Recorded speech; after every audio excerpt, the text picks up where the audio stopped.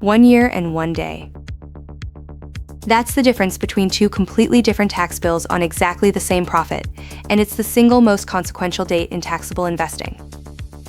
Two people can buy the same stock on the same morning, sell for the same gain, and one of them hands over noticeably more of it than the other, purely because of when they clicked sell.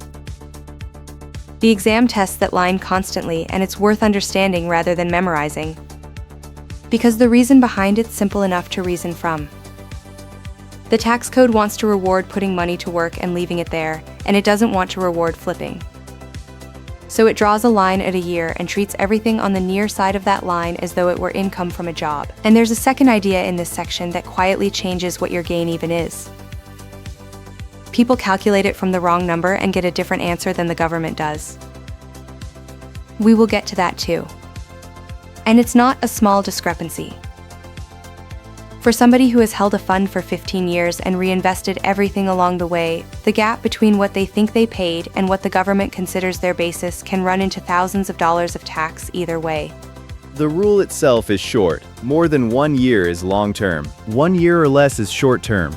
And the wording matters more than it looks, because more than 1 year doesn't mean a year. Hold something for exactly 12 months, and you're still in the short-term bucket. The holding period has to exceed a year, which is why people talk about a year and a day. It's not folklore, it's the literal reading of the rule. And the practical consequence is that anybody sitting on a gain near that boundary should know exactly which day the position was acquired, because a few days of patience can be worth a material amount of money on a large enough gain. That's a rare situation where reading a rule carefully pays cash.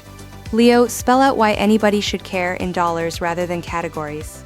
Because short-term gains are taxed as ordinary income at graduated rates. Which is the whole point. A short-term gain is stacked on top of your salary and taxed like more salary. A long-term gain goes into a separate and generally friendlier schedule. For taxable years beginning in 2025, the rate on most net capital gain is no higher than 15% for most individuals, and some or all of it may be taxed at zero. Above the 15% thresholds, a 20% rate applies.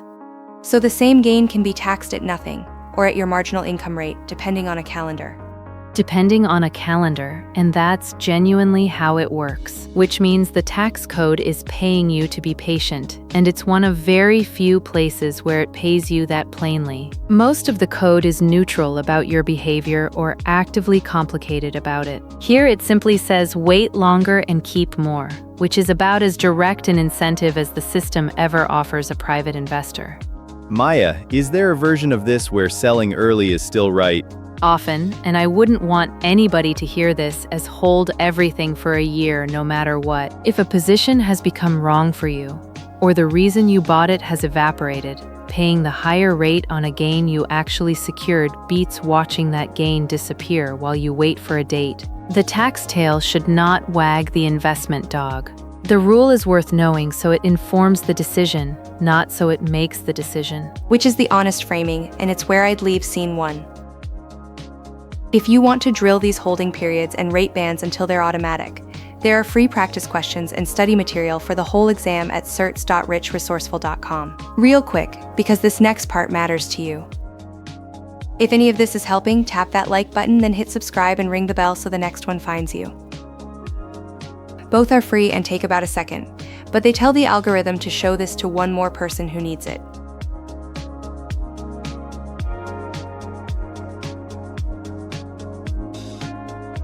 Professor Okafor, don't start with the formula, narrow it. When somebody works out their own gain and it disagrees with what the government says they owe, where does the disagreement usually come from? Depends which number they used. Pick one. The price they remember paying, or their adjusted basis, because those are rarely the same number. Take the second one, adjusted basis.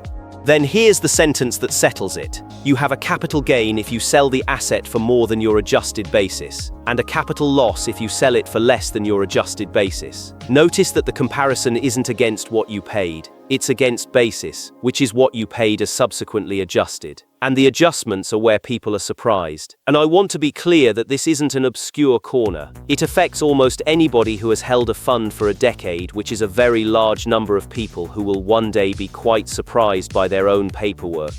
So the purchase price is a starting point, not the answer. It's where the calculation begins, not where it ends. And the distance between those two can be years of small adjustments, none of them individually large and cumulatively decisive, which is why the brokerage statement and your memory drift apart so quietly. Nobody notices it happening because no single step is worth noticing. And that catches ordinary people constantly. Reinvested dividends bought additional shares at their own prices, so the basis of the whole holding isn't what the first purchase cost. A stock split changed the per-share basis without changing what you own. Commissions went in. Every one of those moves the number the gain is measured from, and they move it in the direction that helps you, which is the part worth emphasizing. A higher basis means a smaller gain and a smaller bill. So the person who never tracked their reinvestments isn't merely disorganized. They're very likely overpaying because the default assumption in the absence of records is rarely generous. Leo, hold on. Does that mean reinvesting dividends creates a tax problem?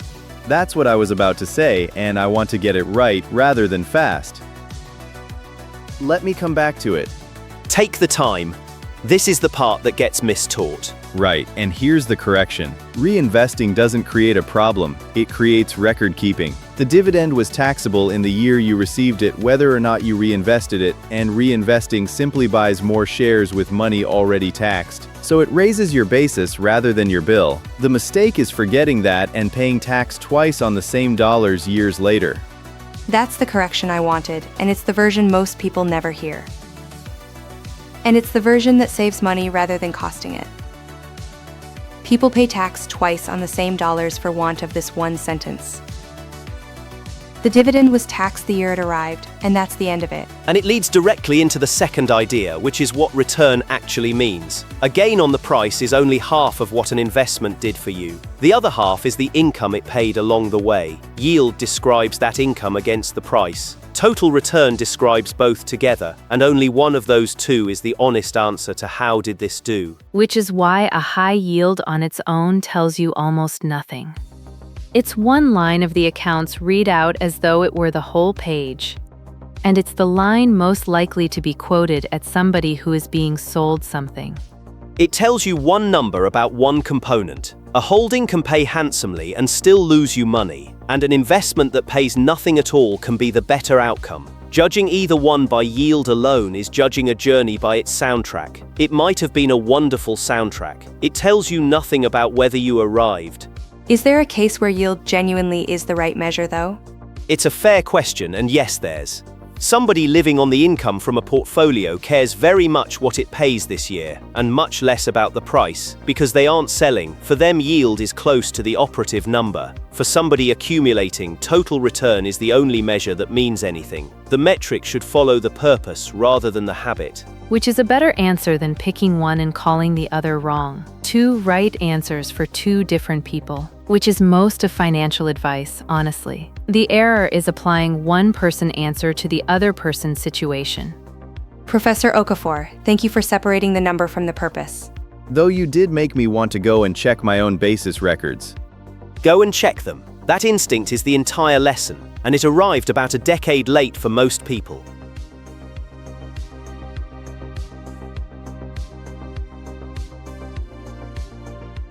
So the last piece is the one nobody expects to be useful, which is what happens when the number goes the wrong way. Because the tax code has a genuinely constructive answer for a bad year, and almost nobody knows the order it applies things in. Losses aren't simply bad news for your tax return, and that surprises people. They work in a specific order. First, they offset your capital gains, which is the obvious part. If your losses exceed your gains, the excess loss you can claim to lower your income is limited to $3,000, or $1,500 if you're married filing separately. And notice that the limit applies to the excess after the offsetting, not to the whole loss. People read the 3,000 figure as a cap on how much loss counts, which isn't what it says. Losses can wipe out an unlimited amount of gains. The cap only governs how much of the leftover can be pointed at ordinary income in a single year. And a loss bigger than that's not wasted. That was the part I always assumed worked against you. It turns out the rule is more forgiving than its reputation. Most people assume a bad year is simply lost, and it's not. It becomes a queue of deductions instead.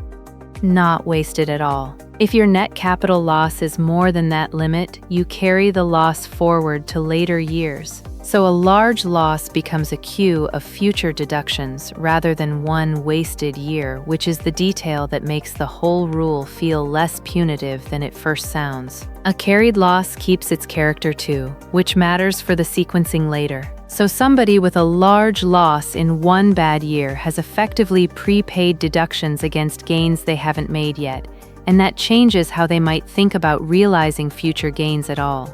Leo, why does the exam care about the ordering rather than just the numbers? Because the order is what makes the answer come out right. Get the sequence wrong and every number after it's wrong too. There's no recovering it further down. The gains have to come off before anything else happens, and everything downstream inherits that. And it genuinely is. If a question hands you 11,000 of losses and 4,000 of gains, somebody who reaches straight for the 3,000 figure gets it wrong. The gains come off first, leaving 7,000. Then 3,000 goes against ordinary income. Then 4,000 carries forward. Same figures, and the order decides the answer. And that's a very common way to lose a mark on this exam, because the arithmetic is trivial and the sequence is the actual test. Somebody who understands the order can answer these questions faster than somebody who memorized the numbers because they're reasoning rather than recalling. And that's the shape of this whole episode, which is worth naming before we close. Every part of it was a rule about sequence or timing rather than arithmetic. When you sold decides the rate. What your basis had become decides the gain. The order losses are applied decides the deduction. None of that's hard mathematics, and all of it's easy to get wrong by starting in the wrong place. Which is a genuinely useful thing to notice about the whole of Section 3 rather than just this episode. Settlement is a sequence. Order handling is a sequence. Account approvals are a sequence. This part of the exam is asking whether you can follow a process in the right order far more often than it's asking whether you know a fact. Maya, that reframes the whole section for me. It's bookkeeping with consequences. Bookkeeping with consequences is exactly right, and it's why this part of the exam rewards care over cleverness. There's no insight to have.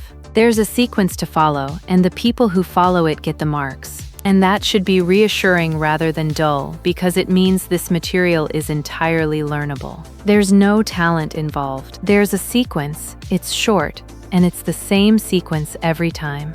That's where I'd leave it. Learn the order of operations, and this section stops being intimidating because none of the individual steps are difficult. If that helped, a like genuinely helps other people find the series, and subscribing puts the next episode in front of you while this is still fresh. I will answer this one for myself first.